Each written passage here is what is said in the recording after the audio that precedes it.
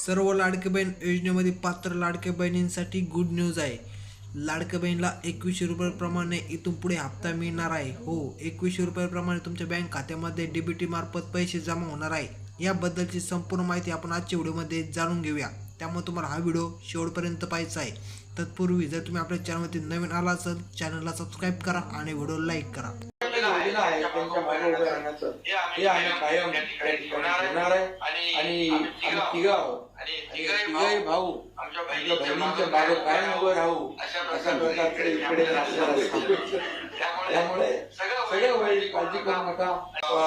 हे केलेलं आहे की प्रत्येकाला न्याय मिळाला पाहिजे आणि सगळ्यांना मेन स्ट्रीम मध्ये आणलं पाहिजे. आम्ही सर्वसामान्यांचं सरकार म्हणतो. सर्वसामान्यांच्या सरकारमध्ये सर्वसामान्यांना न्याय देण्याचं काम, त्याचं प्रतिबिंब या आजच्या बजेटमध्ये उमटलेलं आपण पाहतोय. बाकी विरोधक काय बोलते त्यांना ते नेहमी प्रत्येकाला टीका करत असतात. 2.5 वर्ष टीका केली त्यांनी, पण टीका करून थकले. पण जनतेने आम्हाला लँडस्लाईड मॅन्डेट दिलं, कारण 2.5 वर्ष आमच्या माहिती सरकारने काम केलं म्हणूनच दिलं. त्यामुळे आताही टीका करताना त्यांना जाऊ दे. टीकाचं उत्तर आम्ही टीकेने देत नाही. परंतु आमचं हे जे काय बजेट आहे ते जमा आणि खर्चाचं बजेट आहे. एवढं सगळं करून आम्ही जे आम्हाला बंधन आहे पुढे नाही गेलो. आपण 25% जास्त आम्ही गेलो नाही